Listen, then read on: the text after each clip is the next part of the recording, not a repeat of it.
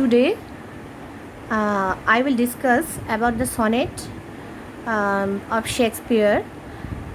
Especially, I will discuss about sonnet number 18.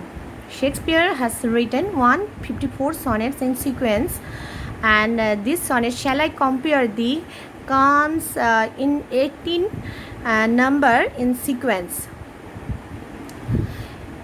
Through this sonnet, he has paid a tribute to his old patron friend, possibly the Earl of Southampton or Pembroke.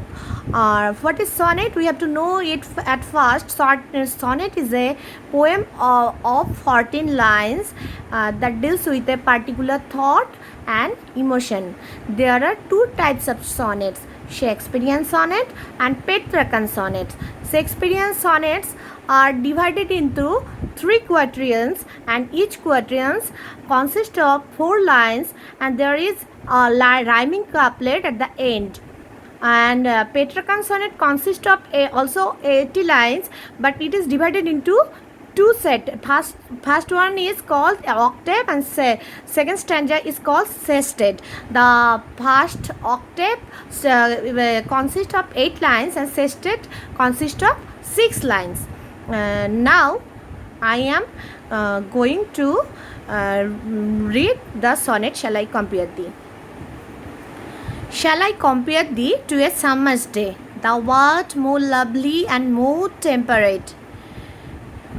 Here we can find a hesitation in the mind of a poet.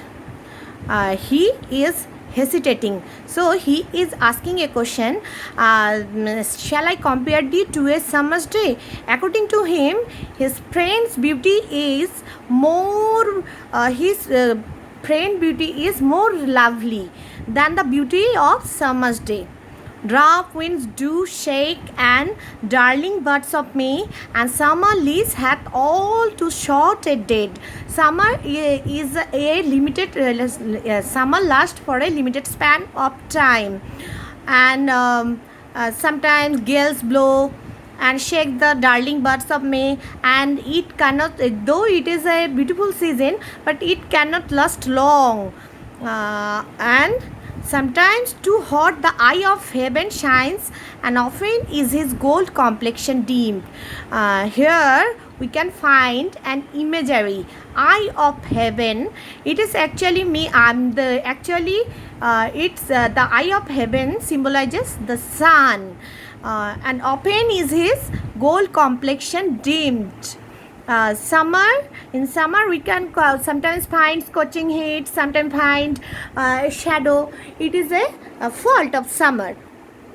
And every fear from prayer sometimes declines. The first prayer refers to any beautiful objects of nature, and second prayer refers to beauty of beautiful objects, by chance or nature changing course, untrimmed, but the eternal summer shall not fade. According to the poet, his friend's beauty is perpetual. It can't never be prey to the time. We know that everything is subjected to decay and degeneration. With the passage of time, everything loses its charm. But his friend's beauty will never lose his charm. He will live forever.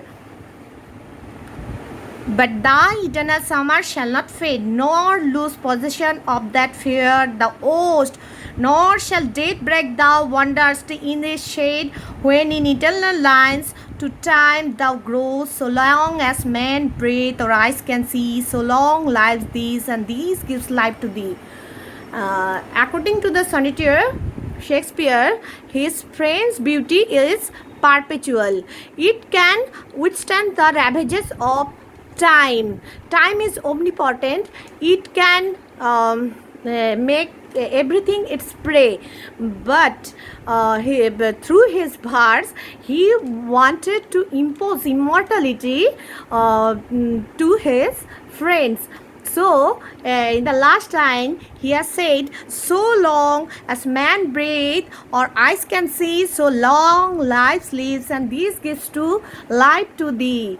According to him, at the end of human civilization, his verse will remain perpetual, and through his verse, his friends also be immortalized. That's it.